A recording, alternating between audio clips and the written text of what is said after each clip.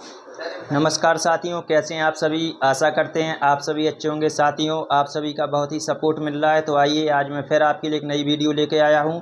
आज मैं आपके लिए भारत की बेसिक जानकारी बताऊंगा। बहुत सारे विद्यार्थियों के लिए यह जानकारी नहीं रहती है कि भारत की स्थिति क्या है, भारत की किस तरफ कौन सी दिशा है। तो सबसे पहले दिशाओं का ज्ञान होना जरूरी है।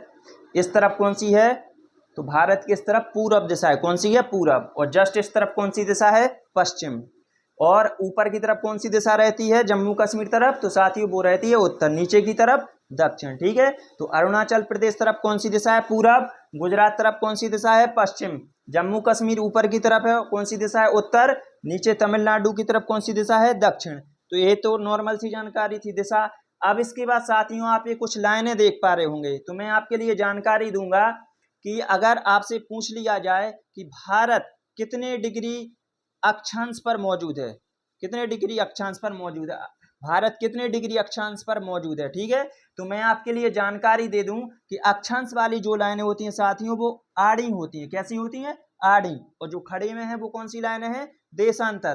तो जैसा कि आप यह पहली लाइन देख पा रहे होंगे, यह अक्षांश है और यह भी अक्षांश है। तो यह कौन सी अक्षांश है, 8 डिग्री 4। कौन सी अक्षांश है साथियों, 8 डिग्री 4।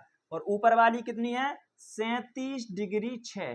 तो आपसे अगर कोई एक नंबर में पूछ लिया जाए कि भारत कितने अक्षांश पर मौजूद है, तो साथियों कितने पर है, 8 डिग्री 4 से 37 डिग्री 6 अक्षांश पर भारत मौजूद है। अगर साथियों आपसे पूछ लिया जाए कि भारत कितने देशांतर पर मौजूद है, तो आपको पता होना चाहिए जो खड़ी वाली लाइनें दिख रही हैं कौन सी हैं, देशांतर। तो यह जो पहली लाइन टच हो रही गुजरात में, यह है साथियों 68 डिग्री 7। कौन सी है, 68 डिग्री 7।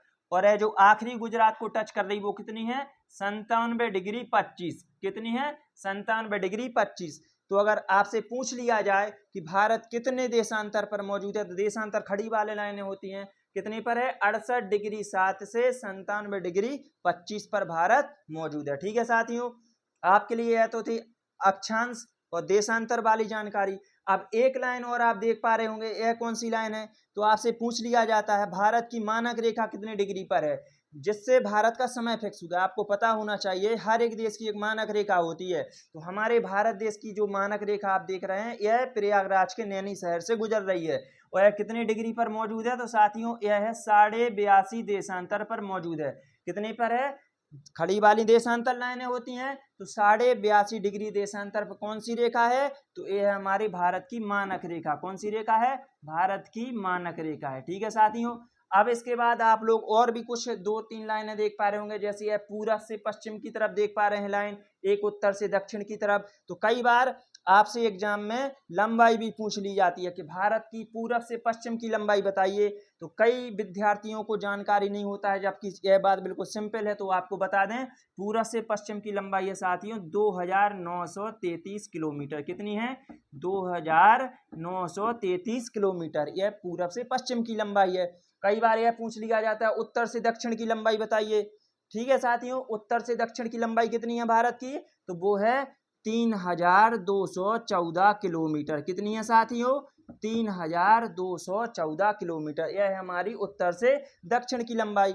इसके बाद साथियों एक आध और क्वेश्चन आपसे पूछ लिया जाता है, जैसे भारत का क्षेत्रफल आ जाएगा कि भारत का क्षेत्रफल कितना है। तो यह जो भारत का एरिया है, कितने एरिया में फैला हुआ, जितने में फैला हुआ है, यह क्षेत्रफल कहलाता है। तो कितने में फैला हुआ है, तो साथियों यह फैला हुआ है 32,87,263 वर्ग किलोमीटर। कितने में फैला हुआ है साथियों, 32,87,263 वर्ग किलोमीटर। यह भारत का क्या है साथियों, क्षेत्रफल है। यह क्या है, क्षेत्रफल है।